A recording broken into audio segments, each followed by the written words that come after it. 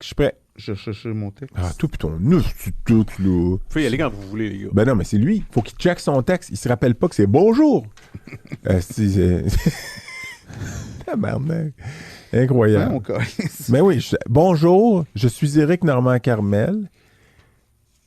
Attends, j'ai besoin d'un guide. C'est juste ça, là. Non, sinon je ris. Je pense que dans ton texte, il est écrit bonjour, virgule, rire, virgule. C'est bon. Bon. Je suis seté. Ah, est-ce que ta perruque, ça n'a pas de sens? Ben là, Comment tu c'est veux moi que qui n'a je- pas de sens. Ah.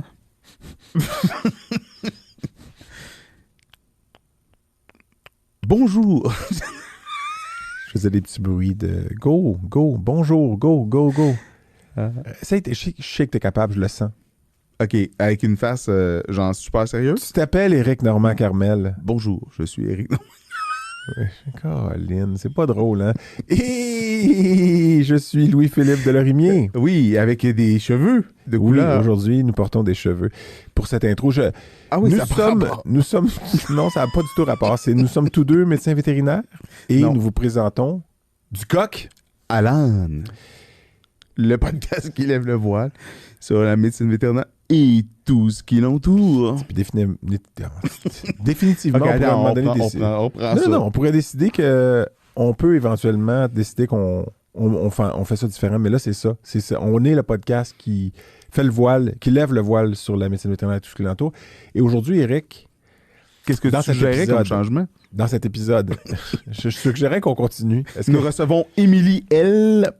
Couture, Couture, vétérinaire, docteur Émilie médecin L. Couture. vétérinaire, médecin vétérinaire au zoo de Granby, au jardin zoologique de Granby, qui mais en ce moment sabbatique, exactement, ce dont on on n'a a pas parlé. complètement oublié de parler. Et donc, pendant sa sabbatique, elle était à la faculté de médecine vétérinaire. Mais, on parle de son parcours. Oui, évidemment. De qu'est-ce qui l'a amené à pratiquer la médecine zoologique. Oui, son intéressant parcours avec les méandres habituels, parce que tous les parcours ont des méandres. Je pense qu'il n'y a jamais de ligne droite, mais le sien est intéressant. Comme une rivière. Une rivière, c'est jamais C'est rectiligne. ça. Mais imagine une C'est rivière, plus ou c'était moins un canal. sinueux. C'est un canal. Tu sais, Exact. Ça devient un canal, comme le canal du Midi.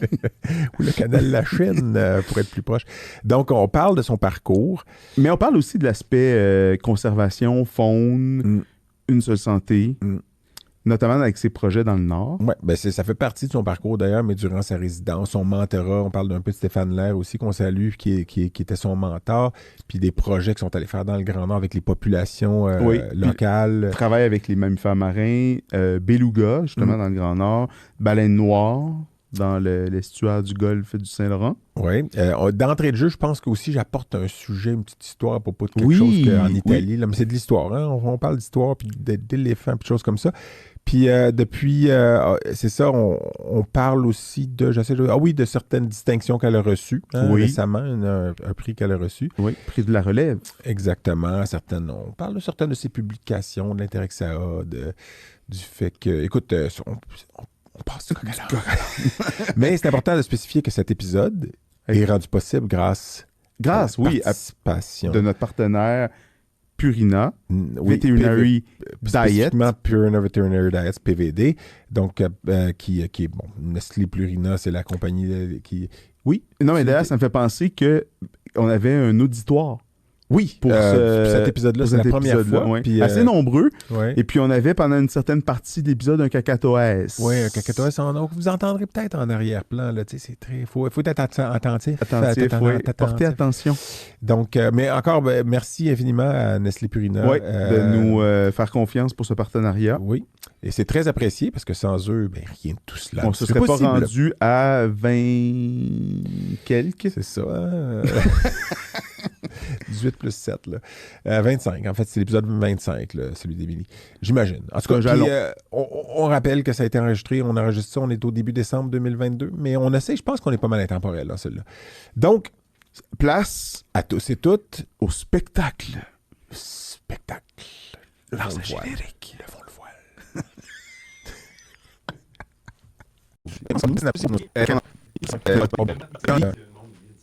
Émilie, elle la connaît pas, hein? Tu l'as jamais rencontrée? De quoi tu parles? What are you Ah, tu la connais de la talking fac? about? De la Ben fac? oui. OK. Ouais. C'est la promo 2013, hein? Ouais. C'est la promo... Sarah Bernard. Ouais, Sarah Bernard, Rebecca. Rebecca d'Arbonne Parent. Comment elle s'appelle, qui était à peine en Pennsylvanie. Cédric Larouche. Je connais pas Cédric Larouche. Il y a Andréanne Cléroux. Oui, Andréanne Cléroux, c'est elle qui est en Pennsylvanie. Il y a Monica Aucoin. Ouais. Un trou de... Je pense que ton microphone, il faut que tu le changes. Mon... c'est ça, quoi. Hey, je peux-tu pousser mon microphone, moi, Dan, ou on reste assis? J'aimerais ça. Je peux-tu... C'est comme si je le pousse de même, mettons. J'ai... Je le pousse, là. Je l'indexe pas, là. c'est ça, quoi. Salut! Allô? Ça va? Ça va bien, toi? En forme? Ben oui. Et salut! Moi, je t'envoie ça parce que c'est le calvaire chez moi. Salut! Dans la virologie respiratoire avec mes enfants. Les enfants, ouais.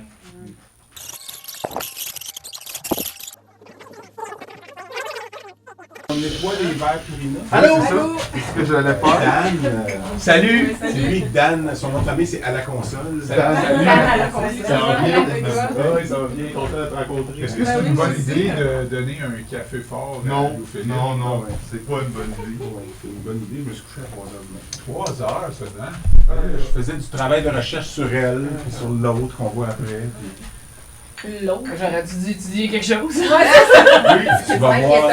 J'espère te déstabiliser à 7 On offre un service de psychologie après. As-tu étudié ta Dans vie? plusieurs C'est séances. ça. Yo, mon iPad est là, ok.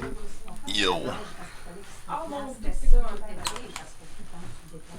Arrêtez de dire mon doux, on dirait qu'il fait de la pub.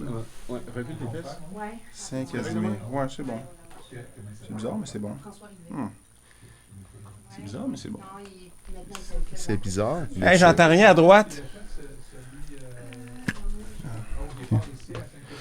Saint-Casimir. Hey, essaye de respecter le matériel. Oui. Voyons, Saint-Anne-de-la-Pérade, là, les petits poissons des Chinois. Ouais. Là. C'est quoi le nom de cette rivière-là? Ben, c'est la rivière Sainte-Anne. C'est la rivière Sainte-Anne? Mais c'est sur la rivière Sainte-Anne. Fait que c'est peut-être de l'eau de la rivière Sainte-Anne qu'on va boire, là. Parfait. C'est à côté du... Ah oui, le trou du diable. Comme Saint-Anne-de-la-Pérade, il y a peut-être un petit peu de Ouais. Poulamont là-dedans. C'est ça. C'est juste au nord de... Tu veux-tu parler de Poulamont? Non, je suis jamais allé, moi. As-tu déjà mangé des petits poissons des Chinois? Pourquoi on t'entend pas? Moi non plus, ouais, c'est ça. Si on- On t'entend pas. Ton microphone ne fonctionne pas. Bon. Daniel! Daniel, il y a quelqu'un qui va pas bien. On Tu nous l'entend, en- est-ce que tu on nous entends, l'entend, toi? on l'entend pas. Est-ce que tu veux de l'eau? Oui, s'il vous plaît. Tu nous entends quand on te parle? Oui, très bien. Ah, OK, là, là, je ça m'entends tu d'un viens coup. d'arriver. Mais ouais, c'est ça. Moi, j'étais un pêcheur d'Achigan puis Ah. depuis 30 ans, puis ils sont de plus en plus parasités. Mais c'était juste ce lac-là. Là. C'est peut-être Ah, pas ouais. généralisé au Québec. Mais... Oui. Non, je sais pas très. Merci.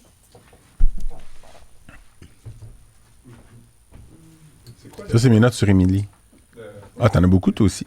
Ben, voyons, non. T'étais bien excité, là. Ah, j'aurais peut-être dû en prendre. Ben, moi, je suis toujours préparé comme ça. Moi, j'ai une intro, par exemple. Sauf là. la fois où on l'a échappé. Là. Ben, la fois où on l'a échappé. C'était la dernière fois, sérieux, on s'était pas préparé. Là. Quelle fois? Ah non, mais on? De quoi tu parles? La dernière, en novembre, Ouais. c'est la fois où j'étais le moins Non, préparé. j'étais préparé T'es pour... arrivé ici, t'étais trop préparé comparé à pour- moi. Pour un des trois, j'étais trop préparé. Pour un des trois, j'étais correct. Puis pour l'autre, j'étais sous-préparé solide. Mais je suis pas supposé t'en parler à l'avance. Là. Non. Ah, il y a comme une espèce de pacte de vous préparer chacun à votre côté. puis Ouais. après ça, pour Ouais. assurer le coq à l'âne, genre. Ouais, Ouais, exactement. C'est comme si on avait besoin de l'assurer. là. Fait que... Ouais. ouais. C'est pour avoir des réactions spontanées réelles. là. OK. OK, moi, je suis prêt. Je sais pas si on est tombé sur les mêmes affaires. là. C'est arrivé juste une fois à date. C'est arrivé une fois. Ouais. Je l'ai réécouté. On a l'air cave. On a de la cave. Ben oui, parce qu'on dit la même affaire. Ok. Dans le sens que, tu sais... Moi, je l'ai réécouté Ah puis je oui, trouvais qu'on tu sais, n'avait pas de la Ah cave. non, ben non, on n'a pas l'air cave. C'est juste que, tu sais, c'était déstabilisant. Ben là, c'est sûr qu'on va parler de... Mais mon ouverture, tu peux pas la faire. C'est juste... je suis pas obligé de la faire d'entrée, là, mais Parce que je l'avais préparé l'autre fois, je Tu voulais la faire. préparerais faire une ouverture au milieu? Je vois pas sa face. J'aimerais ça voir ses réactions à ce que tu dis. Ma blonde? Ouais. En général, elle tourne les yeux vers le haut. Puis Elle est cachée par le panneau. Ça dit quelle erreur j'ai faite. Puis là, elle voit notre fils, puis elle se dit ça compense pour tout. il y avait une bonne raison.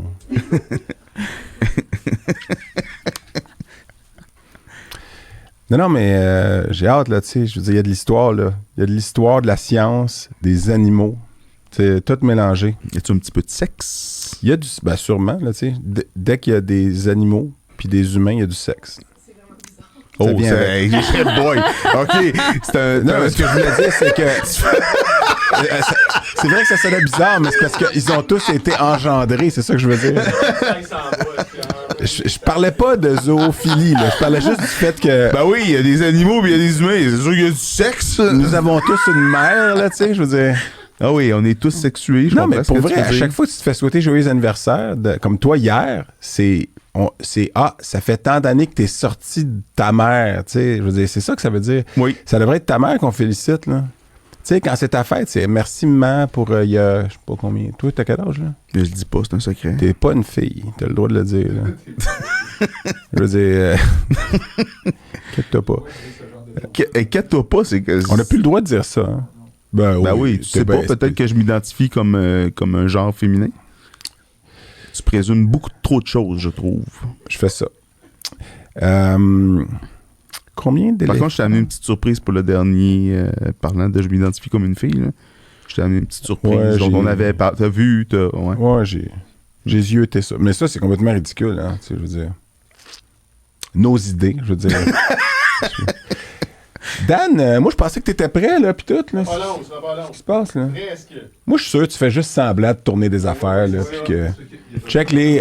Seb, tu sais qu'il fait ça juste pour être en contrôle, hein. Ça, c'est des moves de power, d'alpha, là. On va en parler Il plus tard. place ses petites vis, là, gars. Hey, gars. Si. Il est en train de dire, là, ta gueule. D'ailleurs, comment ça fait que c'est la caméra qui me regarde, qui est allumée depuis tantôt, là? Dan, quand tu le sens, hein, moi, Je le sens, mais parce que je peux pas le partir, là. moi, je J'attends suis juste que je la suis foule réchauffé, là. arrête d'être en Hey, délire. c'est ça. Ça va nous prendre un animateur de foule. Un désanimateur de foule. Non, Comme- si jamais Y a-tu ton quelqu'un fils commence à crier, Ouais. on l'intégrera dans le concept. Oh, oui, on va dire que c'est Parfait. des bruits de cacatoès. C'est ça qu'on a dit que c'est. Le cacatoès. Oui, c'est ça. C'est toi qui as dit ça, chérie. Oh, oui. Mais chérie, tout ce que tu dis, c'est de la musique à mes oreilles, puis moi, je le répète comme si c'est rendu moi qui l'avais dit parce qu'on n'est qu'un. OK, attends. Donc, toutes ces années-là, ce que tu me disais, en fait, tu répétais ce que ta blonde t'avait dit? Oui, Ok. tout vient d'elle. Je lui dois tout. Je le savais, Alors, je le savais pas Hugh? si vulgaire. Messieurs, dames, Tu serais surpris. il y a 60 minutes devant vous. Oui. Oui. Oui. Fait que... Respecter cette heure-là. ouais, ben, le plus possible, tu sais. Ouais, un petit... Garde. La fois, on était tendu, mais c'était... Je sais que c'est parce on courait après notre temps. C'était pas... C'est juste que... Bon, il y avait d'autres raisons aussi. Tu réécouteras. OK, je suis pas sûr que je comprends, mais c'est pas grave. Ah, je vais bon. juste dire, il y a du temps, là. Faites Oui, ce que vous voulez. Oui, Parfait. Mais Parfait. oubliez pas qu'il faut luncher, puis on a un autre choix à 1 heure. Alors, messieurs, mesdames, have fun. Je vais vous partir le jingle.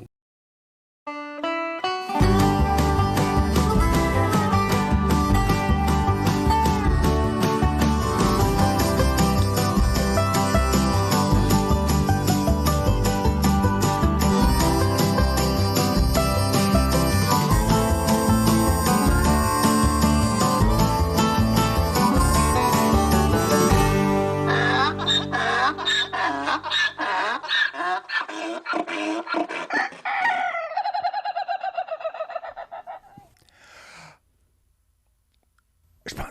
Vas-y, Eric, vas-y, on peut commencer. T'as vraiment pas respecté d'espèce de respirer fort avant que ça soit fini? Hey! Comment vas-tu, mon délicieux docteur Louis-Philippe? C'est toujours ma crainte, c'est que tu me demandes comment je vais, puis t'arrives, je sais pas quoi dire. Écoute, Eric, pour les besoins du rien n'est intemporel, quand on utilise le mot intemporel, Ouais, quelle t'es- date sommes-nous? D'ailleurs, je sais même pas quelle date on est. On est le 3 décembre. 3 décembre 2022! Je le sais parce que c'est le lendemain du 2 décembre 2022. Qui était ton anniversaire de naissance. Alors, merci à ta mère de t'avoir créé avec l'aide de ton père, qui a mis sa petite graine dans la recette. Là. Puis, donc, joyeux anniversaire. Merci. Du haut de tes 40 ans. C'est le plus beau cadeau que j'ai eu de faire un podcast avec toi. Oh! Ça m'a rien coûté! Non, c'est pas vrai. Ça a coûté des sous à notre partenaire. Oui. Qu'on mentionnera, mais si vous regardez, si vous êtes observateurs, croquettes, pas croquettes sont là. Ça, c'est la nouvelle. Non, mais Hocus pocus, abracadabra et croquettes, pas croquettes. Il faut présenter notre invité plus tôt. Oui. Mais là, je dis ça comme si c'était rien, mais en intro, vous avez déjà entendu que nous avions le partenaire financier Nestlé Purina. Ouais, qu'on remercie grandement. Qui nous permet de recevoir avec plaisir et vigueur. Ça, c'est bizarre, ça. Avec beaucoup d'émotion, parce que ça fait longtemps qu'on en parle. Oui, c'est vrai. Ouais. Et docteur Émilie. Elle, Couture. Oui, OK, elle. Mais elle s'identifie. non, mais c'est ça. Elle, Couture, c'est vrai. Ouais. Elle. Bonjour, Émilie. Bonjour. Ça va? Merci vraiment d'avoir fait le déplacement de ton estrie. Oui, ça me fait plaisir. Natal. Mon estrie natal, oui. Et que tu habites encore. Oui. Puis d'être venu avec nous passer du temps sur notre plateau, c'est très apprécié. Ben, merci pour l'invitation. Extrêmement apprécié. Puis je sais pas s'il y a eu, on entend déjà peut-être des petits babiles d'animal de la faune, là, juste pour ton épisode. On a décidé on est dans le concept. On est dans le concept. On a quand même un petit, pour ne pas dire auditoire, c'est la première fois, moi ça me rajoute un niveau de stress là, qui était inédit. Tendu. Ah, qu'est-ce que tu veux, hein? C'est ça que ça sert, les tenderizers. Mais est-ce que tu nous dis un peu, Émilie, c'est une médecin vétérinaire? Oui. Ben, pourquoi moi je dis ça, là? Oui, qui travaille avec des animaux de toutes espèces. Hein? Moi, je suis impressionné quand je dis ça parce que... Tous les animaux. Il n'y a pas vraiment d'exception. Non, pas vraiment. Pas vraiment. On pourrait penser donc que peut-être les animaux domestiques, ça fait pas nécessairement partie de ceux que je traite, mais aux Zoo-de-Granby, on a une mini-ferme. Fait que je finis par... des chèvres, puis des... OK. Puis les animaux de compagnie, parce que les gens, des fois, puis s'il y a des auditeurs qui sont pas dans le domaine, animaux domestiques et de compagnie, ça veut pas dire nécessairement la même chose, pas synonyme. Non. Mais domestique, ça veut dire domestiqué par l'homme. Donc, en principe, les grands félins, puis ça, sont pas supposés en faire partie. Il y en a peut-être qui le sont au fil des temps. Là, non, mais on peut utiliser les principes de médecine comparée, par contre. Parce exactement. Les grands félins aiment certaines des choses des petits félins. Ouais, puis les petits félins, des fois, dans leur tête, c'est des gros félins. Ouais, c'est ça. Ça dépend comment on s'identifie. Hey, j'en profite parce qu'on est au début de l'épisode, puis je pense que jamais autant au début de l'épisode, j'ai pensé à ouvrir le breuvage. Je vois le mot d'ailleurs qui est écrit, je le vois en... C'est parce qu'on dit félin, puis juste, Émilie, on a une petite coutume sur du coq à l'âne en début, ou en tout cas, des fois c'était en milieu, puis en fin d'épisode, de boire une bière chaude. C'est très variable, oui. Mais de boire une bière de microbrasserie québécoise, puis j'aurais dû, rétrospectivement, choisir une microbrasserie comme la microbrasserie Quaticook, ou même à Compton. Est-ce qu'il y en a? Parce que je sais que tu es une fille de Compton. Oui, il y a des cidres à Compton. Il y a des cidres. On a beaucoup de pommes. Mais il y a Comptonoise, est-ce que c'est ça? Oui, les Comptonales, peut-être non? Non, mais les Comptonales, ça existe. Oui, mais le gentillet de Compton, c'est les Comptonoises. Comptonoises. Oui, c'est vrai. Ouais. Mais malheureusement, pas malheureusement, mais c'est une bière. C'est parce que j'ai choisi. Ils vont être contents d'entendre ça, mais malheureusement. Je ne sais pas s'ils écoutent, mais c'est une microbrasserie qui s'appelle Grand Bois. Daniel, dès que tu auras. Daniel, parce qu'on remercie encore Machine 47. Ben oui, on est dans les... C'est parce qu'il y a notre cacatoès. Il est très volubile, hein? Qui est d'ailleurs, bon, sans faire trop de blagues, mon héritier, ou un de mes deux héritiers, mon garçon Gustave. Va poursuivre la lignée de l'Orimie. Oui. On comprend qu'il est volubile. Oui, c'est ça exactement. S'il retient un peu de son père. Mais parce que ma conjointe est ici. Bonjour Anne-Sophie. C'est la première fois qu'elle est là. C'est pour ça que je suis intimidé. On a aussi, évidemment, d'autres personnes qui sont là, puis dont Myriam et Hélène. Et Hélène de Purina, De qu'on Purina, remercie qui sont, pour toutes les bonnes ouais. raisons. Donc, on a un petit public aujourd'hui, on n'est pas habitué à ça. Merci On beaucoup. est habitué à avoir Sébastien qui rit puis Dan qui rit de nos niaiseries. Mais donc, la bière, parce que là, on revient Ouais, à parle-nous ça. un petit peu de la bière. Donc, ben, je peux pas t'en parler parce que j'y ai jamais goûté. Puis visiblement, je vais en avoir moins que vous autres, là, parce que non, c'est une joke. C'est une bière que j'ai choisie parce qu'il y a un tigre dessus. Et elle s'appelle Le gros? Impérial Gros Tigre. Et c'est la brasserie Les Grands Bois qui est à Saint-Casimir. Et comme tout le monde le sait, Saint-Casimir, c'est sur la rivière Sainte-Anne, dans Port-Neuf. C'est parce qu'on est un petit peu coprophage parce qu'on vient juste de vérifier avant ouais. dans l'entrée en onde. Mais c'est une microbrasserie qui est à Saint-Casimir, qui est tout près de Sainte-Anne-de-la-Pérade. Puis je suis sûr qu'Émilie, on va vouloir parler des poissons des chenaux dans quelques minutes. Comme Poulamont. Poulamont. Mais on va commencer par goûter ça. Et si vous voulez savoir, on n'apprivoise pas les chats sauvages. Donc, merci Non. à Marjo. Admirez cette robe. C'est vraiment on dirait... écrit ça, on n'apprivoise Ouais. pas les choses à faire. Admirez cette robe, on dirait des champs de blé. Mais pourquoi n'est-elle pas rayée? Puis là, il y a un long texte que je vais vous épargner juste parce que pour les besoins de la cause, on est déjà à 60 minutes. Là. Il a oublié de partir le timer, on est correct. Yes. Santé à vous deux. Et Émilie, si t'es bonne dans la Ben description oui, des bières, vas-y fort. Santé. Ah, dans la description des bières. Oui, non, mais genre, Sent bonne, qu'est-ce que hein? ton palais te dit? C'est une passe droite sale sur le palais. Ah oui. C'est vraiment. Une légère amertume. Mm. Pas trop... Mais non, elle est rafraîchissante. Mhm. Le petit côté, c'est ça, une petite amertume. C'est une IPA, mais fruité. honnêtement, elle n'est pas... non. C'est doux, là. Mhm. Ouais. Donc, Ils le disent côté... pas son IBU est à combien? Oui, il est sûrement écrit l'IBU. 4% d'alcool, donc c'est une bière quand même assez légère. C'est parfait pour l'été. C'est parfait Oui, pour oui. l'été ou le 3 décembre, visiblement. Donc, Pour mais là, rajouter de l'été dans un 3 décembre pluvieux. Oui, puis là, de toute façon, c'est Noël. Là, on est rendu à Noël. Là. Mm. Tu sais, il y a des mois, les lumières chez nous, le sapin, tout est fait. Là. pour vrai. Mais Oh en tout cas, de toute oui. façon, au moment où l'épisode va être relâché, On- ça sonne bizarre. On dirait Ouais, une on flatulence, relâche mais, pas les... mais au moment où ça va être en onde, peut-être qu'on va être rendu au printemps. Hein, parce que là, on a un petit peu de retard, mais on va se mettre à lancer ça bientôt. Là, Émilie, pour revenir à toi, parce que tu es quand même notre invitée, puis ce show-là, c'est pas à propos de nous deux. Tu travailles donc avec... Parce que moi, j'ai regardé encore ça, puis je sais que tu es très habitué d'être dans les médias. C'est ton premier podcast ou balado? Non, non. Ah non, c'est vrai. C'est mon deuxième. Oh my Oui, God, ben oui, Non, ben non, oui, je- hey. Faux pas majeur. Ah oui. Parce que je pense que j'invite les gens à aller écouter le court balado, je pense que ça dure 13 minutes, qui s'appelle... c'est un balado de l'Université de Montréal qui s'appelle « Ça a changé ma vie Oui. ». Balado, podcast de l'UDM sur le mentorat à l'Université de Montréal. Donc, il y a un épisode avec où c'est toi et Stéphane Nair, hein, qu'on salue, exactement. Stéphane, qui était ton mentor durant ta résidence. Et puis, je vais citer Stéphane Nair. Ah non. Moi, c'est mon bout préféré.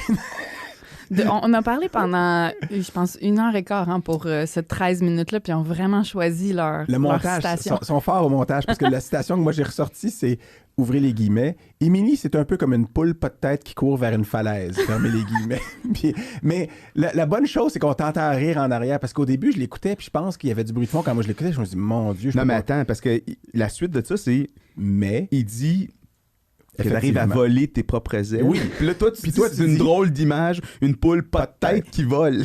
qui vole, c'est quand même poétique. C'est ça que tu dis, c'est quand même Je trouve que poétique. les poules, c'est pas tout le temps les meilleures Hey, oui, c'est... en oui. vol. Ouais. Mais je pense que ce qu'il voulait dire, c'est que tu partais des fois au début, surtout peut-être de ta résidence, dans toutes les C'est directions. l'enthousiasme. Alors, bienvenue au Coq à l'âne où ta personnalité va se marier à merveille avec notre style.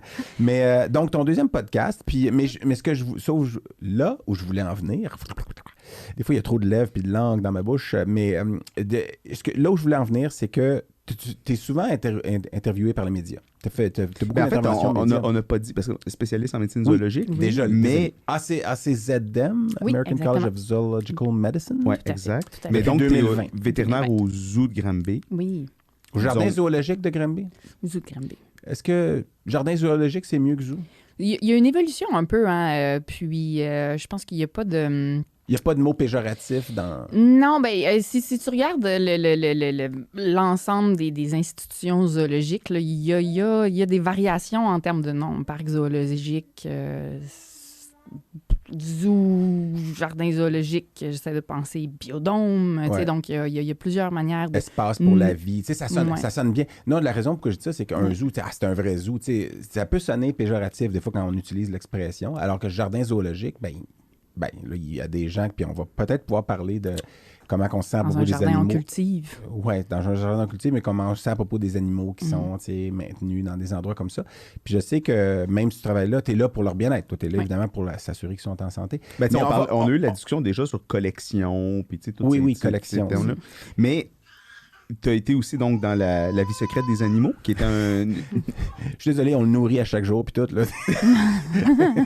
Mais donc, qui était une émission sur les coulisses Oui. du zoo de Granby. C'est peut-être ça, tu faisais référence, c'est souvent dans les médias. Mais non, mais il y a beaucoup d'interventions médias, puis on va y revenir de toute façon, mais là, je voulais dire, donc tu es très à l'aise devant un microphone, puis... mais c'est correct, chérie. Vous entendez mon géniteur. Là, il y a de la voix, comme ça. Ton géniteur? Non, c'est vrai, je suis Progéniture.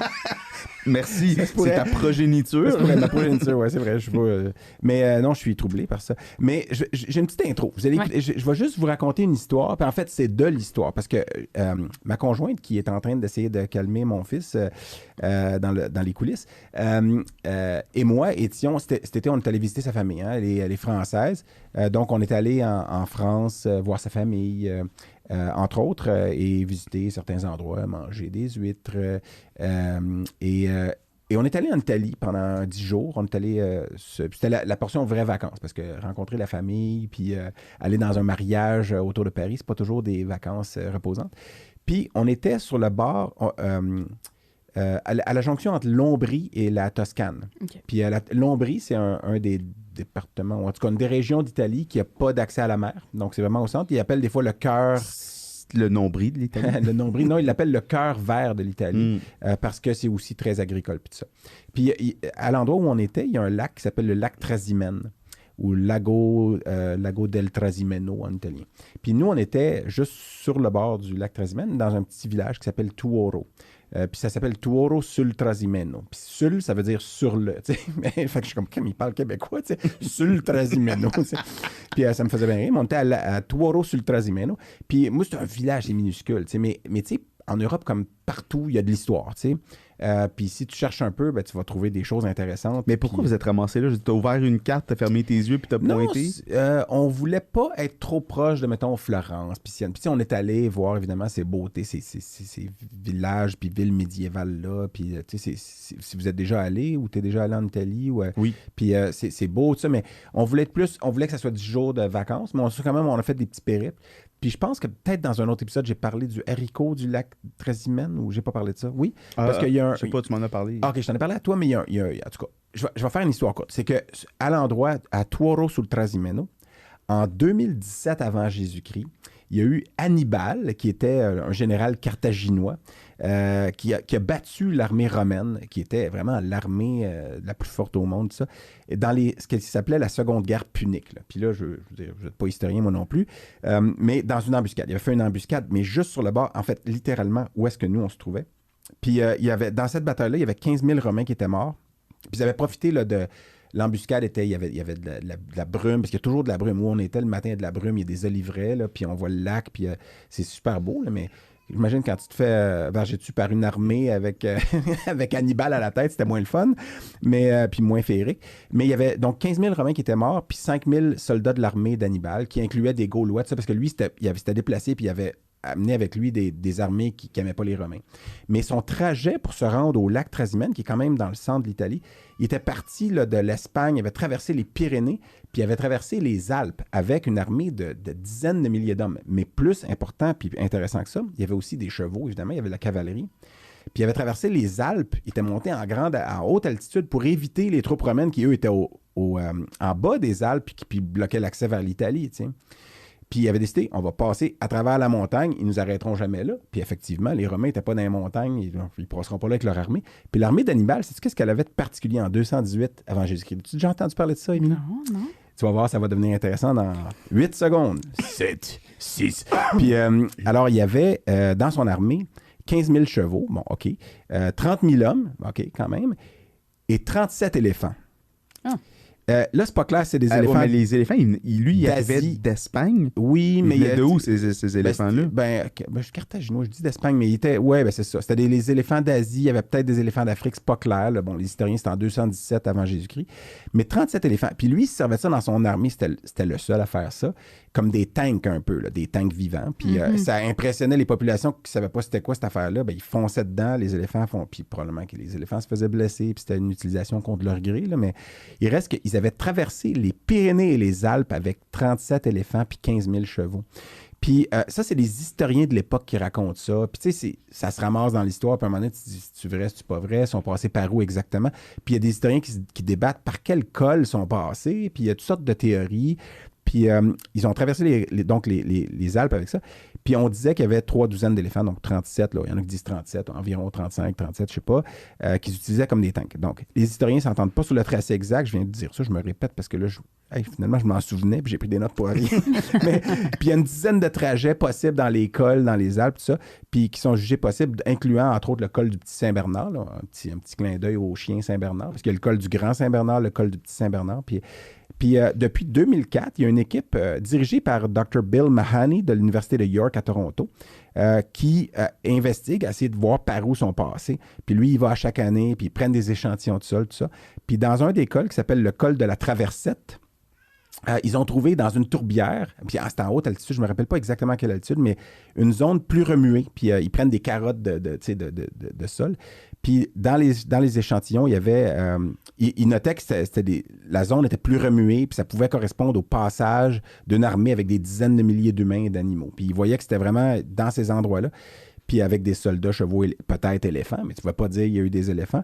Mais ce qu'ils ont trouvé, puis ils ont fait venir des bactériologistes, ça, ils ont trouvé des Clostridium équins, puis il y avait plus de 70% des bactéries retrouvées dans une certaine profondeur de sol, puis ont été capables de dater ça au carbone, de carbodater, que ça datait autour de 200, 220 avant Jésus-Christ. Donc, exactement à l'année que les historiens disent que Hannibal est passé par là.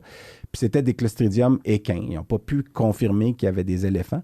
Mais l'histoire, en tout cas, vous irez voir sur Internet si vous allez Hannibal et ses éléphants, ou vous allez voir, c'est tout raconté. Il y a des vidéos avec des reconstitutions, puis tout ça. Donc moi, je capotais parce qu'on était à Touro sur le 13 Méno, puis tu te dis, c'est quoi ce petit village-là sur le bord d'un lac en Italie mais finalement... Qui a été le siège d'une grande qui a été le siège d'une bataille qui a été remportée par Hannibal. Donc ça, c'était trop long comme intro, je suis désolé, mais il reste que je trouvais ça intéressant, c'est des éléphants ont traversé les Alpes. Ben oui. Puis malheureusement, il y en a beaucoup apparemment qui n'auraient pas survécu. Ben c'est pas un environnement très... Qui se rapproche beaucoup de leur environnement naturel, je pense. Je pense que non. On va aller traverser les Alpes.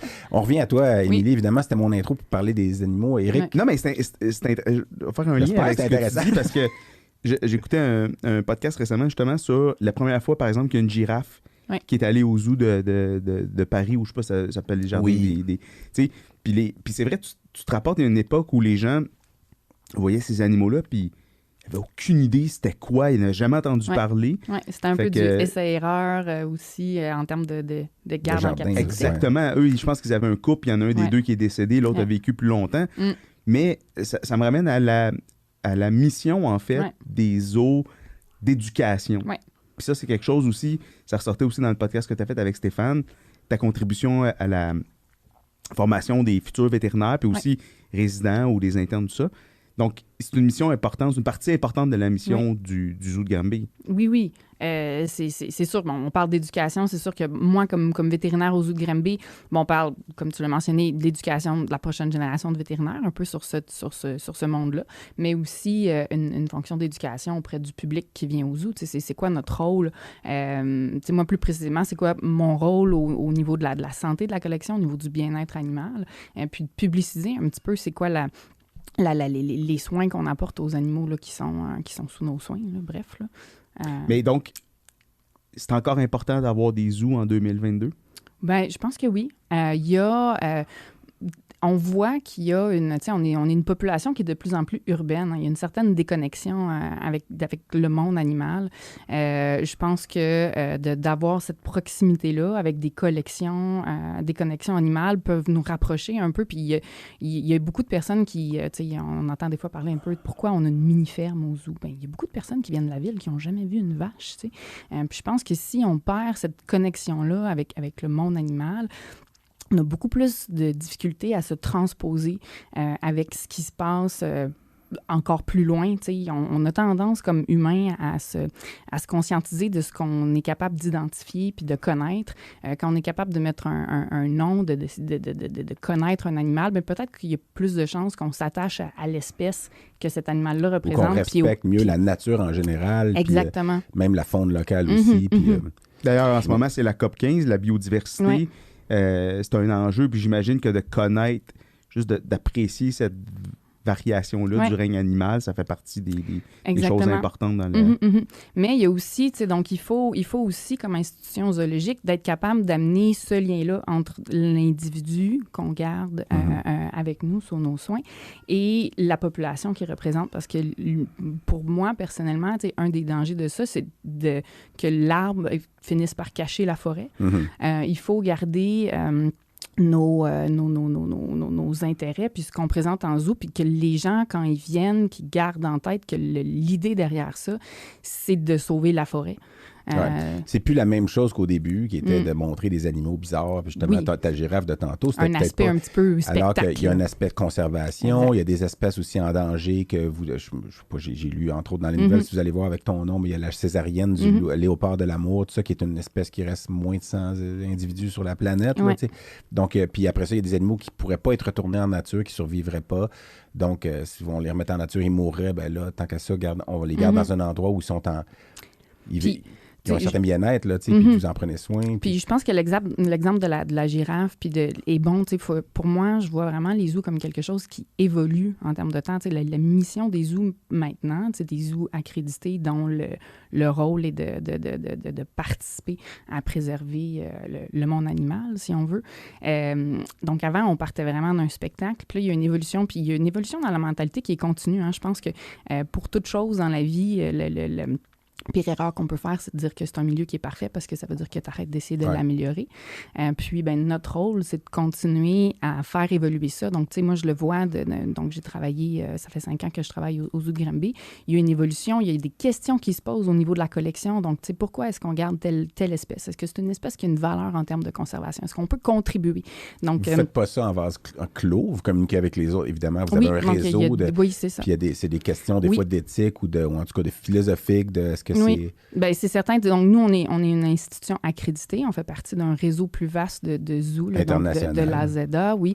Et puis, donc, il y a aussi, ce qui est un peu en train de se passer en termes des zoos. Donc, tu sais, c'est que on est une institution, on a de la place pour garder dans nos locaux, sur le terrain du zoo, un certain nombre d'individus. Mais on ne peut pas juste basé. Il faut que ce soit un réseau, en fait, d'institutions qui participent ensemble à la conservation d'une population. Puis il y a des échanges qui se font entre les institutions partenaires afin d'assurer une diversité génétique au long terme de cette population-là, mais à l'échelle de l'Amérique du Nord, à l'échelle de l'hémisphère nord, parce que des fois, on peut faire des échanges avec le réseau qui est plus européen, par exemple. Donc, il faut garder...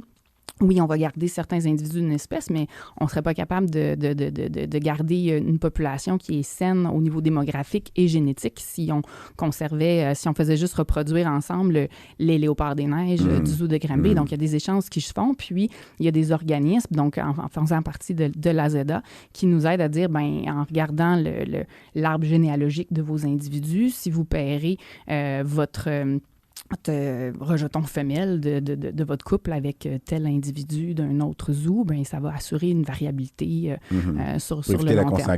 Donc, la collaboration entre les institutions qui vont respecter des standards de garde en captivité est ultra importante pour, comme j'ai dit, la santé démographique puis génétique des populations au long terme. Moi, parce que tu as dit quelque chose tantôt, je me rappelle même, je m'en allais presque t'interrompre, puis j'essaie de faire moins ça qu'avant. Je travaille sur moi. Mais je peux-tu faire une petite bio courte? Oui, en fait, je veux qu'on le fasse parce qu'on est passé par-dessus. Mais ta bio commence par la biographie de David Suzuki, j'imagine? Non, attends, tu vas voir, ça va venir. Grand-parent maternel qui avait une ferme laitière. Oui. À Compton? À Saint-Herménégil. Ah, Saint-Herménégil, non, OK. Oui, c'était connu, ça?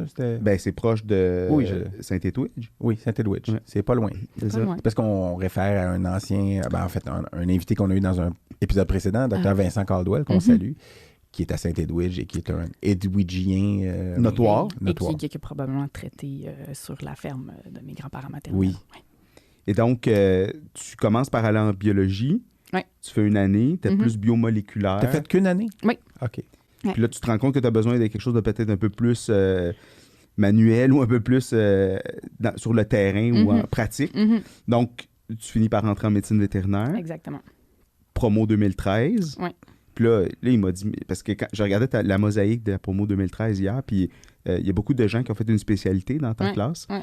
Il y a beaucoup de gens que moi, je côtoie aussi au jour le jour. Ils m'ont dit, là, pas de name dropping. Non, c'est vrai que c'est... c'est parce que des fois, on s'égare là-dedans.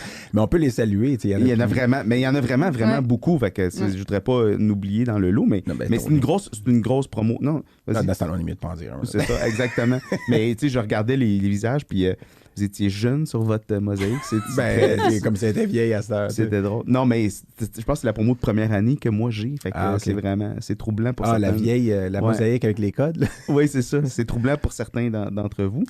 Mais donc, c'est ça, 2013. Oui. Et Internat 2014. Non, mais attends. Donc là, tu choisis, toi, ce qui t'allume, c'est la médecine zoologique. Oui. Là, j'ai lu ou j'ai entendu 5-6 versions de pourquoi la médecine zoologique. Okay? Puis là, est-ce qu'ils venaient toutes de moi? Ouais. Fait que là, c'est bon. Il va falloir que je me branche aujourd'hui. Là, moi, je veux savoir aujourd'hui, là, c'est laquelle la vraie. Fait que tu as mentionné la biographie de David Suzuki. Ouais. Bon. On a parlé de son neveu dans un autre épisode. Dans un autre épisode. Donc, il t'a militant écologiste, puis bon, ça t'a allumé peut-être plus sur la biologie, mais ça. Après ça, t'as fait soigner ton perroquet quand t'étais jeune. Ouais. Après ça, t'as été inspiré par le premier cours de Stéphane Lair, Introduction à la faune. Après ça, t'as fait une nécropsie de beluga, puis t'as relâché un oiseau de proie. Ouais. Elle a aussi été propriétaire d'une poule qui s'appelait Autoroute. Autoroute la poule.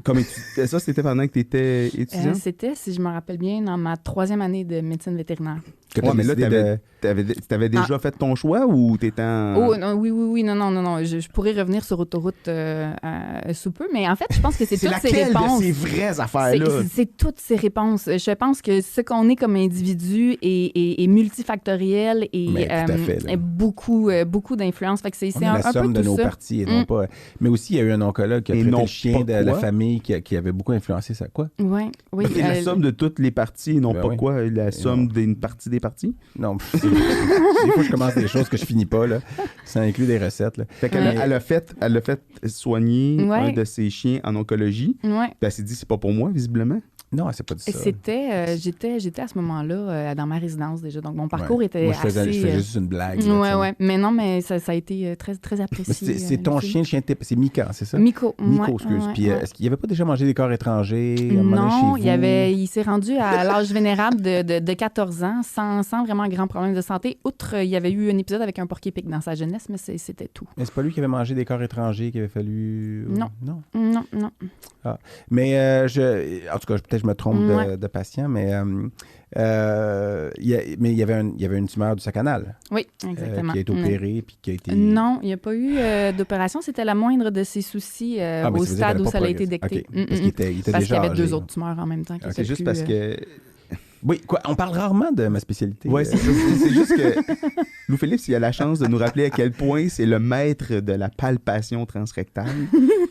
De chien. De chien, oui. Et de chat. Mais c'est aussi qualifié de coprophage. Oui, mais ça voulait juste dire que... de mangeux de marde, si on le dit, si on veut le dire. Belle façon. Oui, mais... Puis, en tout cas, mais je trouve que entendre parler d'Autoroute? Oui, je voulais. En fait, c'était ma prochaine phrase. C'était déjà eu une poule qui s'appelait Autoroute. Parce que moi, on m'appelait la poule quand j'étais étudiant. Mais pourquoi Autoroute, oui? Oui, en fait, c'était par un beau matin de lendemain de Super Bowl dans ma 3e année de médecine vétérinaire. Février 2011. Je crois que c'est dans ces eaux-là, oui. Et puis, donc, je faisais la route ce matin-là de chez mes parents à la faculté. Et sur la route 235, j'ai vu une espèce de masse blanche sur la route. Blanche et rouge? Blanche, seulement blanche. Mais en passant au-dessus de cette masse, j'ai vu une tête de poule sortir et se rentrer dans les plumes. De dire, mon Dieu, une poule. Et donc, je me suis rangée sur le côté. Je suis allée récupérer la poule sur la route 235. Et puis, j'ai appelé ma mère. J'ai dit, maman, je viens de trouver une poule sur la route. Donc, probablement une poule de chair qui était tombée de son camion. transport. Oui, exactement. Et puis, donc, ma mère était comme... Ça arrive juste à toi, ces histoires-là? Je pense pas, là. Tu sais, c'est une opinion un peu biaisée. Mais le vétérinaire va arrêter, peut-être qu'une autre personne aurait eu peur de la poule. Mais juste après que je me sois arrêtée sur la route, puis avant que je récupère la dite poule, il y a un camion de 18 roues qui est passé par-dessus, puis par chance que la poule, elle restait au milieu de la route, puis qu'elle bougeait beaucoup. Donc, je l'ai ramenée chez moi. J'ai contacté un collègue de classe qui était donc, qui se dirigeait vers l'industrie de la poule, et puis en combinant nos intérêts de médecine zoologique et de poule, il m'a dit, pour une poule de chair qui est probablement tombée du camion, puis qui n'a rien de cassé, elle doit être en bonne santé. Et puis, par la suite, mon oncle et ma tante, qui avaient un petit poulailler, ont adopté la poule et ils l'ont appelée Autoroute, ce que je jugeais était un petit peu pas correct parce que je l'ai trouvé sur une route et non sur une autoroute. 2,35 quand même. Oui, c'est ça. Ça n'existera pas. Là. Mais c'est ça. Donc, Autoroute a vécu, je crois, quand même 2 ans. Parce que route secondaire, nécessitant un repavage bientôt, est un trop long. Oui, c'est ça. Fait qu'Autoroute a vécu une belle vie dans le poulailler sur la ferme familiale. Ouais. T'es la deuxième personne que je connais qui a récupéré une poule comme ça, tombée d'un camion. Je connais des gens qui ont déjà récupéré des porcelets qui étaient tombés d'un camion. Puis, c'est un concours? Non, mais... c'est un peu ça, savoir que ça existe. Mais tu poursuis sa biographie? Non, mais... Toi, parce que j'ai pas... T'allais dire, en fait, c'est aucune de ces réponses, c'est tout ça en même temps. Oui, exactement. Mm-hmm. C'est quand t'as réalisé que c'était plus que des chiens, des chats, des chevaux et des vaches, la médecine vétérinaire, que là, ça t'a ouvert... En fait, donc, tu sais, c'est sûr, j'ai aimé mes cours de biologie, mais comme j'ai dit, puis c'était vrai, tu sais, j'avais l'impression que... Puis peut-être que ma vie aurait été différente si j'avais choisi l'option écologie dès le début, pour une raison X. Puis... Mais tu penses que tu serais quand même avec les animaux, mais sous un autre angle? Oui, peut-être. Et puis, donc, c'est ça, donc c'était un peu peut-être trop abstrait a priori pour moi, mais j'ai pas donné grand chance à la biologie. Là, je suis partie après 1 an. Et puis, en allant en médecine vétérinaire, la seule chose que je me disais au début, c'est que j'étais pas certaine que j'étais vouée au travail en clinique avec les animaux domestiques, mais je savais pas plus. Puis là, quand... je pense que l'ensemble des événements que j'ai vécus dans ma première année, donc le cours de Stéphane Lair, participation à nécropsie de beluga, relâche d'oiseaux de proie, mon perroquet qui tombe malade, m'a un peu comme permis d'avoir une introduction au monde de la médecine zoologique puis à l'éventail de ce que ça peut représenter. Puis là, à partir de là, puis je pense que l'aspect un petit peu poule pas de tête que j'ai, c'est entre autres ma difficulté à faire des choix dans la vie. Fait que le choix le plus facile était celui qui me permettait d'en faire le moins, donc de traiter le plus de choses possible puis de garder le plus de portes ouvertes, si on veut. Donc, j'ai juste continué à explorer chacune de ces portes-là, je pense, qui était comme le grand monde de la médecine zoologique. Et puis... Mais poule pas de tête, mais c'est de la curiosité, en fait. Oui. C'est beaucoup de la médecine comparée. Puis nous, on aime beaucoup aussi la médecine comparée. On a des spécialités transversales. Oui, c'est ça. Mais c'est parce qu'en fait, j'allais demander tout à l'heure, comme par exemple tes images. Vous faites des images. Est-ce que vous demandez à des radiologistes des fois de les regarder? Ou... Ah oui, tout à fait. Non, mais c'est parce que vous ne me demandez pas souvent de traiter des cancers sur vos animaux. Là. Je veux dire, je vous ai offert mes services pro bono pour aider les Zougambés. Mais j'imagine, mais des cancers, vous en voyez, j'imagine, les animaux. Parce que tout à l'heure, je me demandais, tu parlais de la faune aussi, puis tu es allé d'ailleurs dans le Grand Nord, puis ça, durant ta résidence. D'ailleurs, Louis-Philippe, pourquoi il y a une baleine sur notre petite table? Un, c'est de mes baleines, c'est la préférée. Des baleines, c'est ma préférée. La baleine à bosse, parce que déjà, à bosse... c'est une baleine d'oncologue, c'est ça? Oui, c'est ça. Non, mais c'est parce que cette baleine-là, c'était un cadeau d'Émilie pour mon cacatoès que j'entends plus d'ailleurs. Là, j'espère que il dort ou il est parti. Mais mon garçon Gustave, puis que tu avais rapporté d'ailleurs de Colombie-Britannique. Hein, exactement, de l'aquarium de Vancouver. Où tu étais allé pour des raisons de travail? Ou... Non, cette occasion-là était purement pour visiter en tourisme. Pour le plaisir de la chose. Puis, mais tu avais travaillé dans le Grand Nord, donc tu as parlé de ta première autopsie de beluga. C'était une expérience olfactive aussi qui était particulière? Ou, correct. J'ai pas l'olfaction très sensible, donc c'est pas des odeurs qui me marquent. Mais c'est impressionnant. C'est impressionnant la première fois quand même. Ouais. Mais tu en as fait plusieurs par la suite. Ouais. Dans le Grand Nord, vous travailliez aussi avec... En fait, tu racontais même que tu avais réussi à identifier la rate là, pour impressionner Stéphane. Ah ouais? Ouais.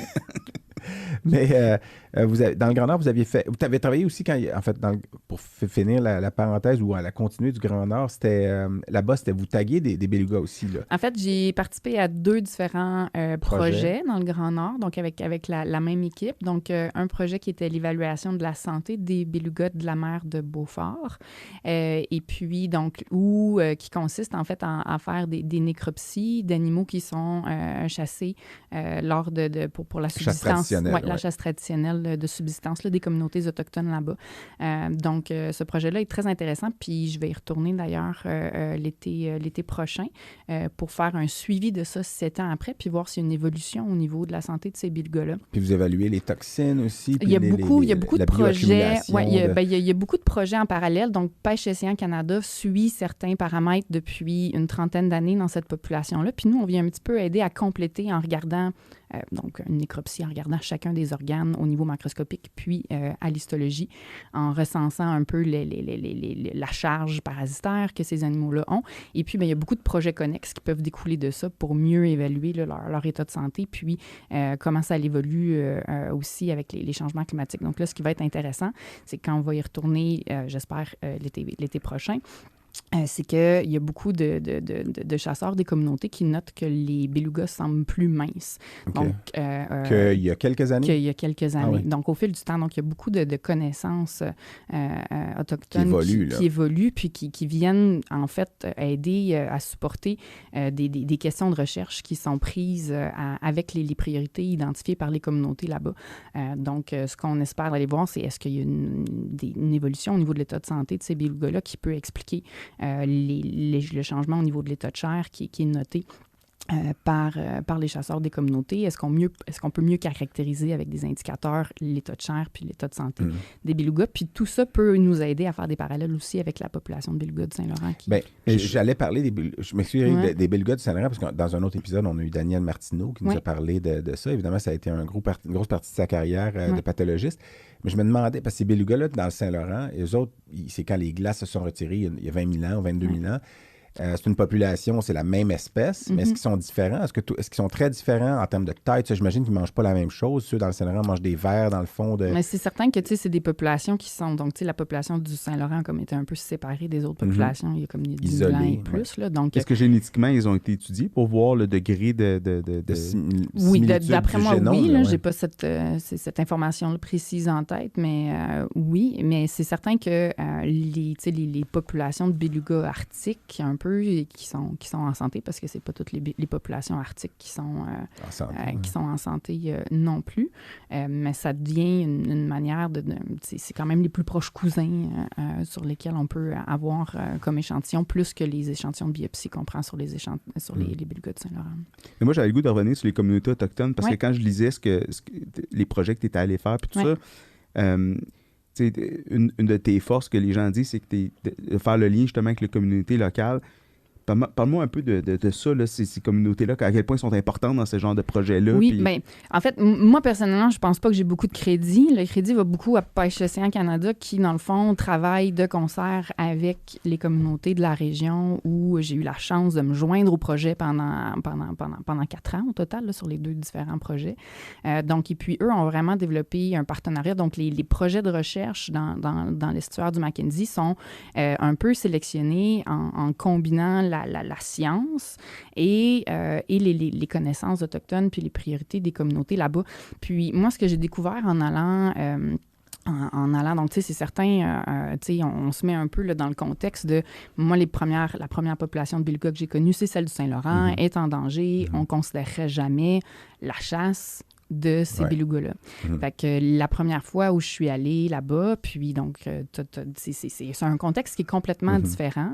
Et puis, ben là, tu sais, ça fait bizarre de voir, tu sais, un beluga qui se fait chasser. Mais après ça, tu apprends à connaître un peu l'importance que cette population de belugas-là a pour les communautés de la région. Ils sont là depuis... Ils sont là depuis des millénaires. C'est pas de la chasse avec des baleiniers où est-ce qu'ils s'en vont en ramasser. Non, il y a une importance donc culturelle. Il y a donc les les habitants des communautés qui ont la possibilité d'aller à la chasse, parce que c'est quand même quelque chose qui demande des ressources, ça demande un bateau, ça demande du gaz, bien, ils vont chasser, ils vont nourrir leur famille, mais ils vont aussi nourrir la communauté. Ils vont nourrir les personnes âgées de la communauté qui ne peuvent plus aller chasser. Et puis, pour eux, cette connexion-là, puis ça va un petit peu chercher ce que je disais, la déconnexion qu'on a avec la nature des fois, mais moi, j'ai vraiment réalisé que pour eux, leur lien fort avec la nature faisait en sorte qu'il y avait vraiment il y a cette importance-là de préserver l'écosystème puis la santé des belugas de cette population-là. Donc, pour eux, c'est important de faire partie, tu sais, que la science vienne assurer la pérennité d'une population sauvage pour laquelle... fait que vous leur en apprenez, mais ils vous en apprennent beaucoup aussi. Oui, beaucoup, parce qu'il y a beaucoup de projets qui viennent allier les connaissances traditionnelles autochtones avec les connaissances scientifiques. Ouais. Est-ce que vous arrivez à prendre des données empiriques de ces savoirs ancestraux-là, par exemple, sur la distribution, le nombre d'animaux? On parlait de l'état de chair, par exemple. Est-ce que vous arrivez à trouver des informations utiles? Moi, j'ai pas eu de projet encore spécifiquement associé à ça, mais à Pêche et Océan Canada, puis plusieurs chercheurs qui travaillent dans la région, oui, vont avoir là, des projets qui viennent allier les connaissances traditionnelles autochtones avec ce qu'ils recherchent. C'est intéressant parce qu'on avait parlé dans un épisode aussi avec Jean-Simon Richard, qui est un vétérinaire qui vient des îles, que tu connais, puis on avait parlé des morses qui n'existent plus aux îles de la Madeleine, mais des connaissances des populations autochtones pour les populations de morses dans l'Atlantique Nord, puis tout ça, puis comment ça joue un rôle important aussi. Puis j'allais dire, ça me fait penser aussi à Mario Cyr, là, comme moi, je suis allé voir son expo l'année dernière qui était sous les glaces ou quelque chose comme ça. Puis il y a un petit bout où est-ce qu'il nous montre comment il montre en fait aux Autochtones les sons qui enregistrent sous l'eau. Puis eux sont habitués de sortir l'animal, puis après ça, de le dépecer, puis ils font dans le respect. Puis évidemment, ils utilisent tout l'animal, c'est pas de la chasse commerciale, c'est pour, comme tu viens de dire, pour subvenir à leurs besoins, puis c'est ancestral. Mais il leur montre, il leur fait écouter, puis il leur fait découvrir finalement un aspect qu'ils ne connaissent pas, les sons, le bruit le canari des mers, qui est le beluga. Après ça, il leur montre aussi qu'est-ce qu'ils ont l'air sous l'eau, et non pas juste une fois sortis. Puis, donc, c'est intéressant. Mais c'était un échange, parce que dans cette même exposition-là, il relatait bien à quel point pour se rendre jusque-là, s'il n'y a pas les communautés locales, les trouver, puis d'aller, de survivre dans l'environnement hostile, il y a besoin d'eux aussi. C'est vraiment un partenariat. Et puis, pour moi, c'est vraiment un privilège de pouvoir partager de pouvoir participer à ces projets de recherche-là, parce que le delta du Mackenzie, c'est un territoire non cédé. Donc, c'est vraiment, avec l'accueil des communautés qui sont propriétaires de ces terres-là qu'on peut aller faire des projets de recherche. Puis, donc là, comme je dis, il y a l'évaluation de la santé de la population qu'on veut répéter. Puis, il y a ce que j'espère, puis ça dépend, je pense que ça va rejoindre là, des priorités qui ont été soulignées par les communautés là-bas, c'est qu'il y aurait possibilité. Donc, moi, la limitation de notre projet, c'est je peux me rendre quelques semaines sur le terrain, puis là, on fait de l'échantillonnage, mais on ne réussit pas à aller chercher un très grand nombre d'individus, par rapport à ce qui est possible. Fait qu'il y a aussi possibilité de faire des partenariats, de faire aussi de la formation, puis que les communautés locales prennent part au projet de recherche, puis aident à aller chercher peut-être des données sur des indicateurs prioritaires comme le statut reproducteur, la condition corporelle, puis qu'on développe des projets qui permettent de regarder à plus long terme, puis pas juste comme des photos à tous les 7 ans quand on a la possibilité puis le financement pour y aller. Oui, ce qui est un cliché dans le temps, finalement. Mais je sais que tu avais aussi été impliqué dans pour découvrir les causes du décès des baleines noires. Ben oui, tu as parlé des îles, Jean-Simon. J'espérais que tu allais parler de ça. 2018, parce qu'on en entendait beaucoup. Il y a eu des nécropsies. Tu as fait des nécropsies aux îles, justement. Puis je pense que les causes, c'était souvent anthropogènes. C'était les humains. Finalement, c'était de notre faute encore, évidemment. Mais on en entend moins parler. On est en 2022, là, au moment d'enregistrer. Puis qu'est-ce qu'il y en a en ce moment? Les populations, évidemment, sont pas remises, mais je sais que récemment, on a entendu parler de plusieurs petits baleineaux. Puis est-ce qu'il y a... en fait, donc, il y a eu 2 épisodes de mortalité de baleines noires dans le golfe Saint-Laurent. Donc, en 2017, moi, j'ai participé aux évaluations de 2017. En 2019, j'étais sur l'autre projet auquel je participe dans l'Arctique, donc la pose d'émetteurs satellites.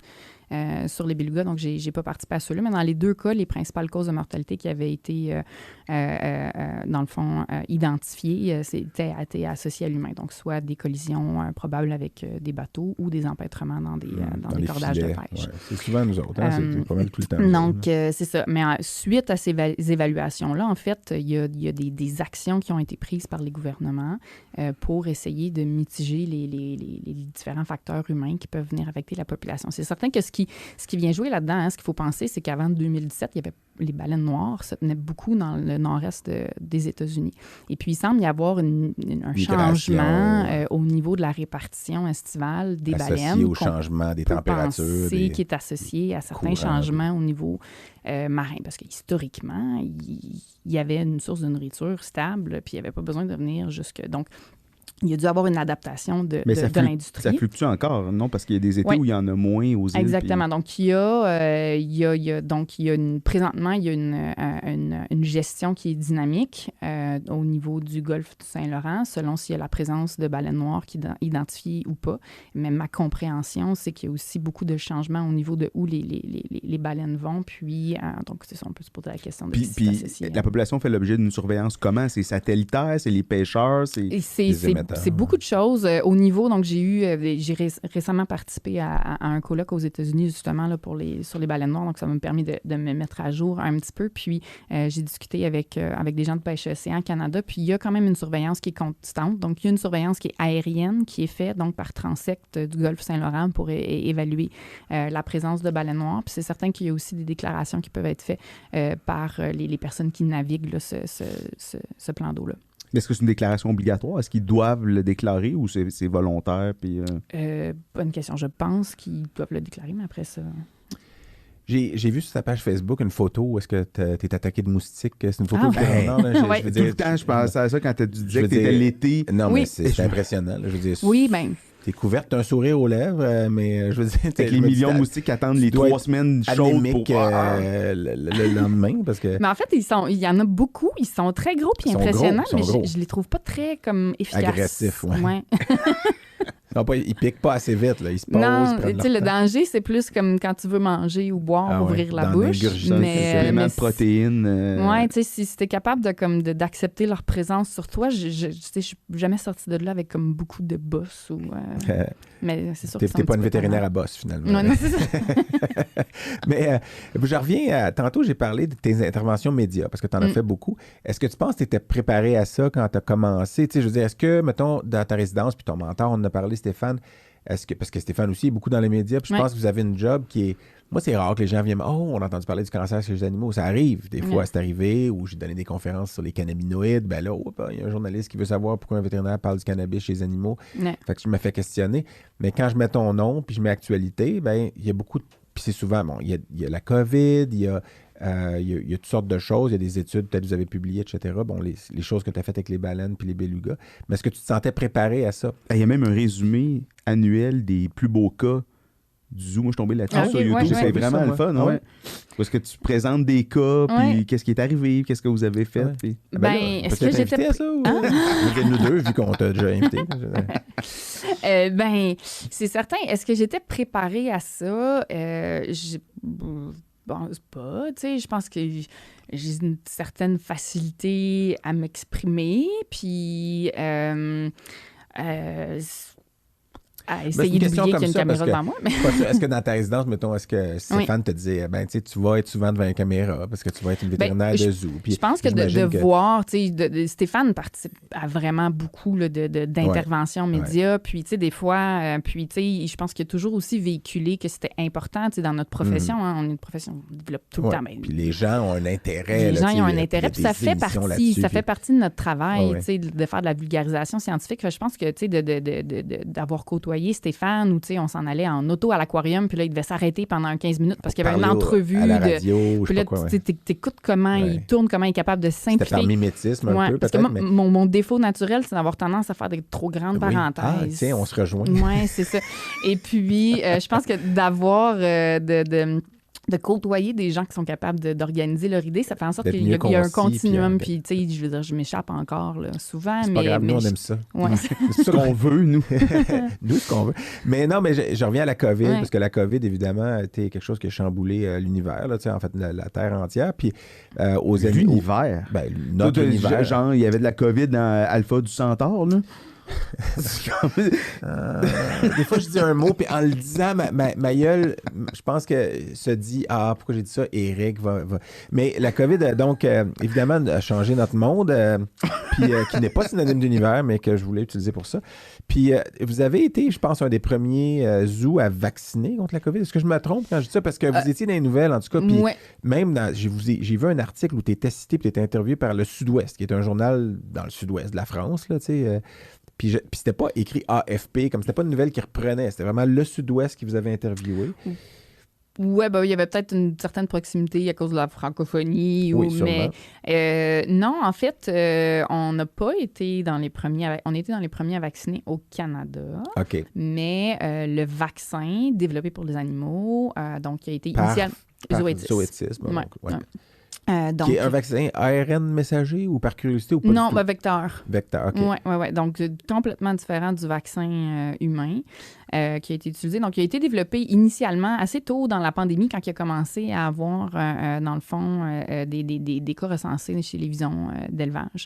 Donc, le vaccin a été développé un peu plus dans ce sens-là, mais assez rapidement, quand on s'est rendu compte qu'il y avait certaines espèces dans les zoos, des primates ou des félins qui étaient cliniquement affectés, ben, les zoétistes a rendu disponible en fait des doses aux institutions zoologiques puis instituts donc participants là, à des programmes de conservation. Donc, ça la distribution de ces vaccins-là a été plus rapide aux États-Unis parce que c'est là que le vaccin était fait. Puis une fois que toutes les aspects réglementaires ont été réglés là, pour pouvoir en exporter au Canada, bien, là, on a pu participer là, aussi là, à la vaccination. C'est certain que, tu sais, un peu comme pour les humains, les connaissances de la COVID versus les différentes susceptibilités chez les animaux ont beaucoup évolué pendant 2 ans.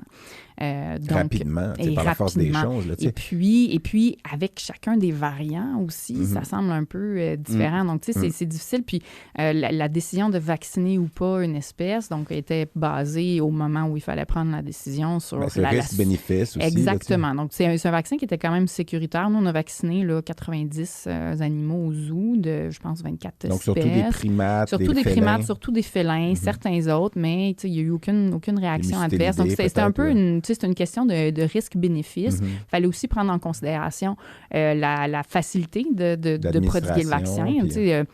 On ne va pas vacciner. C'est un stress aux animaux, évidemment. Mais ça peut être un stress. Un danger potentiel. Ce que ça a créé, c'est vraiment une grande motivation de la part des techniciens en soins animaliers qui s'occupent des animaux tous les jours d'avancer plus rapidement l'entraînement biomédical ou la désensibilisation à recevoir. Donc, il y a beaucoup des animaux, en fait. À la limite, un impact positif pour certaines choses qui... Exactement, parce que il y a beaucoup d'animaux qu'on n'a pas eu à avoir besoin de capturer juste pour ça ou qu'on a été capable de...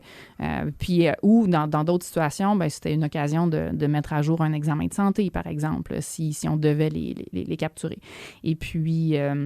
donc, c'est ça. Et puis, au moment où on avait commandé les vaccins, ce qu'il faut se mettre en tête aussi, c'est que c'était au début de la vague Delta. Et puis, à ce moment-là, il y avait des rapports assez inquiétants aux États-Unis de mortalité chez certaines espèces, donc notamment les léopards des neiges. Il y a une institution qui ont perdu leurs 3 léopards des neiges suite à la COVID. Donc là, tu dis, est-ce qu'avec l'évolution des variants, est-ce qu'ils vont avoir une susceptibilité augmentée à une maladie sévère? Et puis, il faut comme un peu, comme ça prend comme des mois avant que ça arrive, ben tu prends ça dans ton analyse du risque un peu. Mais Scott Weiss relayait récemment une étude là, où ils l'ont étudié chez les chats domestiques qui ont été avec des humains qui ont eu la COVID, puis on l'a beaucoup sous-estimé, la séroprévalence chez les chats. Là. Chez les chats, puis peut-être même les chiens, on en a parlé un peu aussi, les chiens avec des signes digestifs, puis tout ça. Puis il y a une étude qui est sortie depuis qu'on a mentionné dans notre... En tout cas, on a parlé de mon chien qui avait une diarrhée hémorragique, le phénoménal, pendant que moi, j'étais positif avec Anne-Sophie, ma conjointe, puis le bébé était malade, puis il y avait à peine un mois.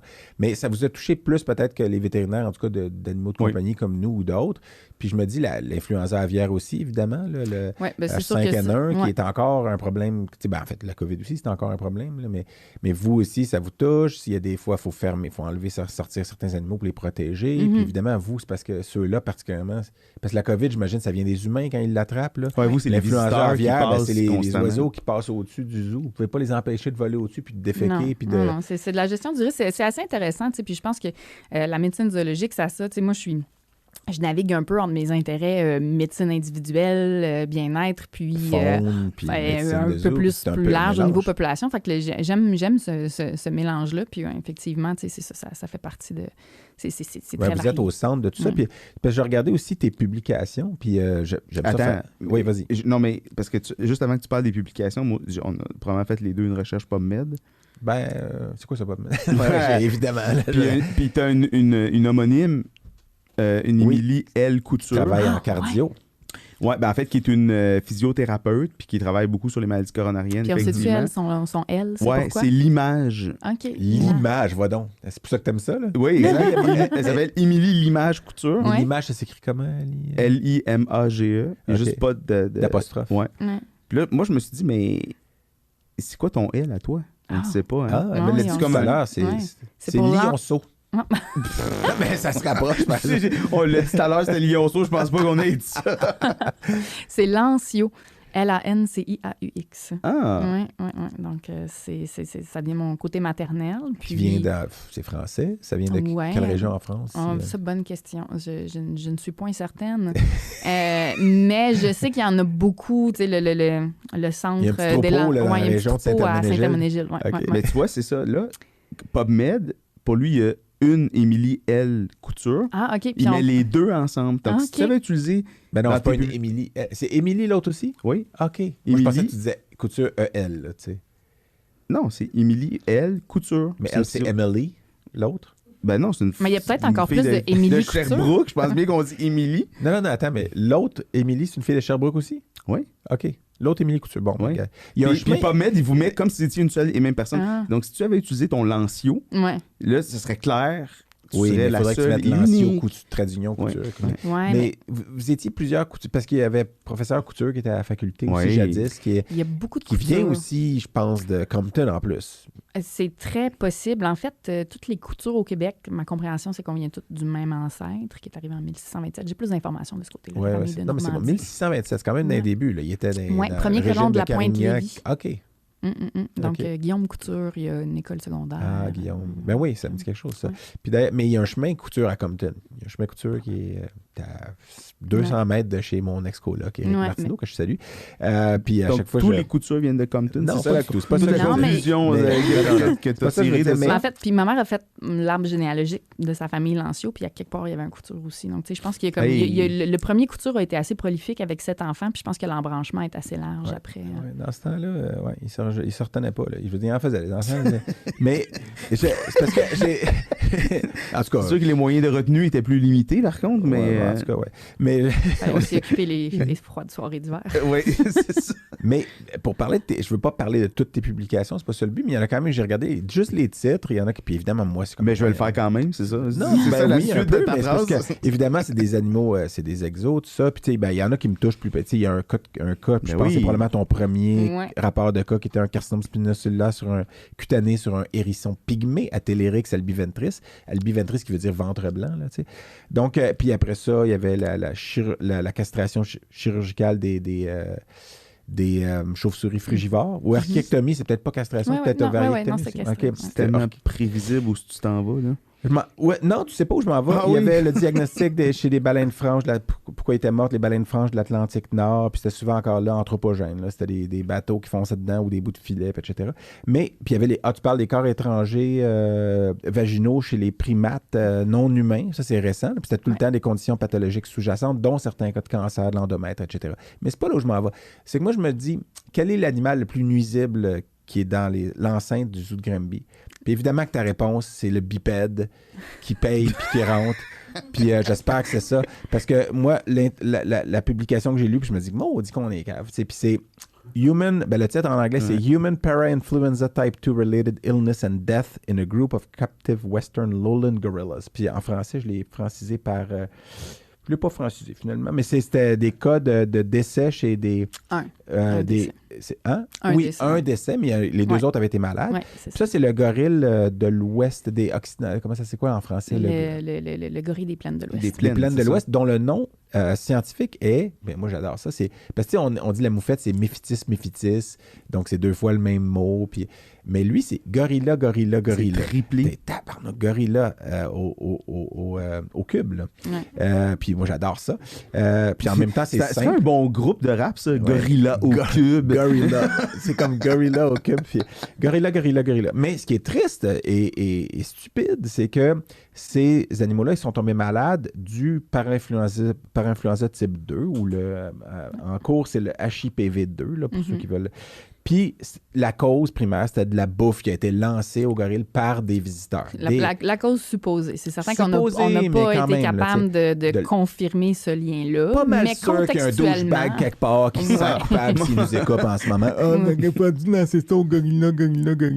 Non, mais pour vrai, là, je veux dire, vous voyez des gestes répréhensibles, stupides de gens qui visitent. Il est bien écrit partout. Puis qui font ça pareil. Puis j'espère qu'il y a des âmes. Est-ce que vous avez un pouvoir, tu sais... Vous avez le droit de les sortir puis de leur donner un coup de pied dans le derrière, j'espère. Ou des pichets au lion une couple de minutes puis de mettre un petit costume romain puis de dire c'est gladiateur. T'es en train de nous parler de tes fantasmes, là? Non, pas des fantasmes de violence envers les gens stupides, mais presque. Là, mais tant qu'à ça. Ou mêler avec les gorilles 2 minutes, juste avec un mâle, un dos gris. Là. C'est juste que des gestes répréhensibles et stupides, c'est pas mal la définition de notre medvette. Là, ou de notre espèce. Là, ouais. Mais c'est certain, bon, il y a beaucoup de questions qu'on peut se poser avec ça. Je pense qu'on peut d'abord se poser la question de notre lien avec les animaux sauvages. En tant qu'être humain, on a comme une espèce de besoin intrinsèque d'avoir une connexion, mais des fois une connexion, je pense, comme plus pour nous que pour eux. Et puis, c'est certain que dans certaines institutions aussi zoologiques, il y a la possibilité de nourrir les animaux. Nous, aux Zoo de Granby, nos animaux sont sur une diète, puis on s'entend que si tout le monde donnait des carottes au cheval de la mini-ferme, ultimement, sa diète serait probablement pas balancée. Donc, il y a des raisons pour la santé des animaux, il y a des raisons donc au niveau de leur équilibre nutritionnel, si on veut, mais aussi au niveau, avec l'exemple des gorilles, là, comme quand on partage une certaine proximité avec nos cousins primates. Donc, il y a certains virus qui, pour nous, peuvent être inoffensifs et pour eux peuvent représenter un danger plus important. Donc, c'est cet épisode-là qu'on avait parce que donc nous, nos techniciens en soins animaliers prennent des mesures de biosécurité avec les primates. Donc, il y a des masques qui sont portés, lavage de mains, pour éviter de leur transmettre des trucs. Et puis, donc, et vice-versa, probablement. Et vice-versa, exactement. Les anthropozoonoses eux vivent un peu dans, si on veut, dans leur bulle. Donc, il y a plus de chances que nous, on introduise quelque chose de l'extérieur chez eux que parce qu'il y a eu des besoins de quarantaine. Bon, on fait quand même attention à la règle. Je dis toujours que la règle de base pour une vie heureuse, c'est de ne pas mettre de caca dans sa bouche. Je le répète aussi régulièrement. toi qui es le coprophage en chef. Oui, mais c'est une expression. Mais là, donc ouais, c'est ça, on voit le temps avancer. Mais gorilla, ça, c'est le même que Mumba qu'il y avait aux Gambia, c'est ça? Que moi, j'ai vu dans l'IRM. Oui.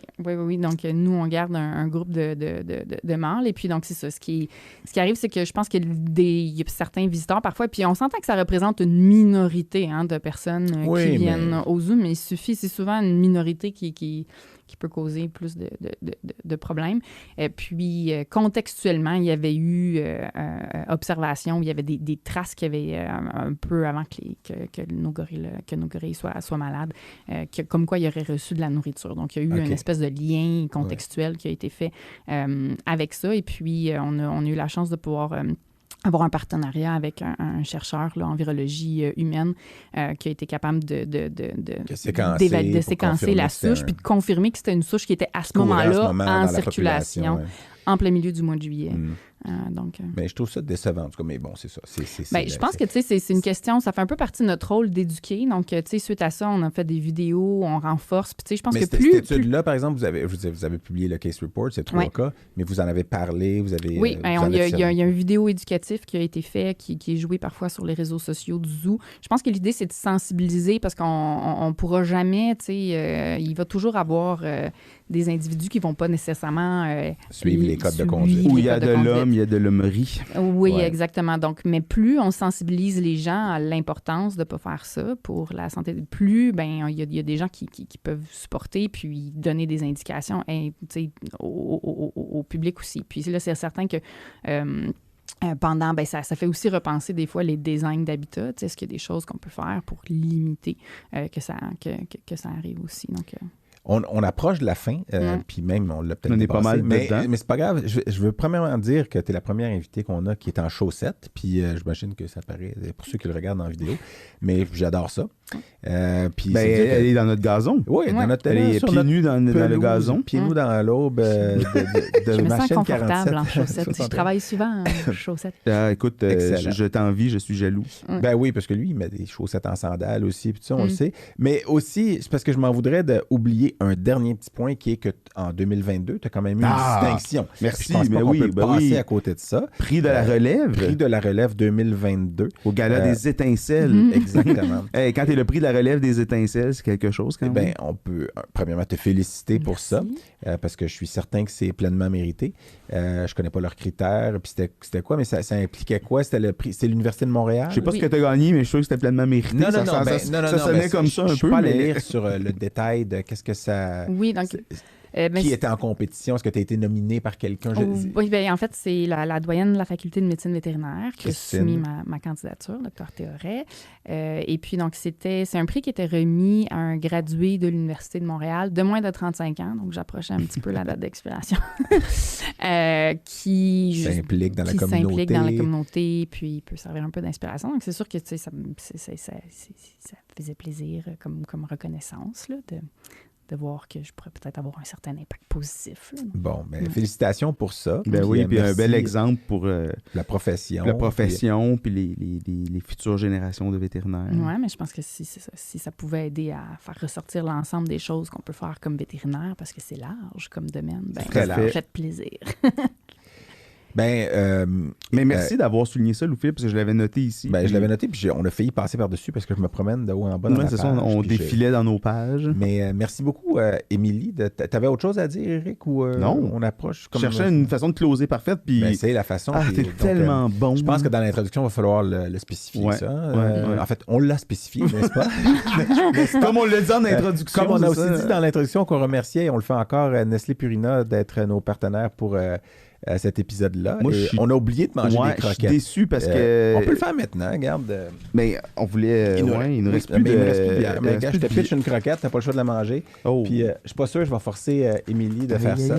Mais on va le faire parce que... Alors, c'est une... Dis-moi, qu'est-ce qu'on mange? C'est des bouchées croquantes Pro-Plan. Le chat a la queue d'un air, puis il a l'air très content. Alors, je pense que je vais juste être très content. Ça, c'est...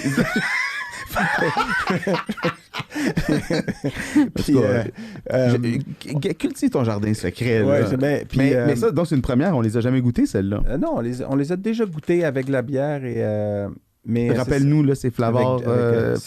Flavor. Non, mais c'est Garde Goody, tu vas le savoir. Okay. Merci beaucoup, Nestlé Purina. Merci beaucoup. Merci. Je mange volontairement la bouche ouverte. Mais... Ils sont moins fraîches, par contre. Quand on les avait vus la dernière fois, ils étaient sortis craquantes. Il y a quand même un petit goût. Je trouve que très ça me rappelle comme un petit du maïs soufflé. J'ai le goût, exactement. J'ai le goût d'écouter un film. C'est presque ce qu'on vient de faire en t'écoutant, Émilie. Merci beaucoup d'être déplacée. Un excellent film. Merci à tous d'avoir écouté et d'être restés jusqu'à la fin. Merci à Daniel et à... Machine 4771. Et à notre fameuse auditoire la journée. Oui, on avait une belle audience. Oui, puis, eh bien, à la prochaine. Abonnez-vous, là. Oui, clique. On dit juste ça à la fin.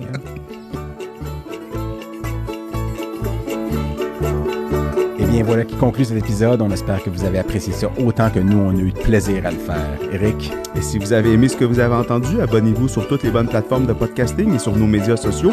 Et on se revoit au prochain épisode. Ah oui!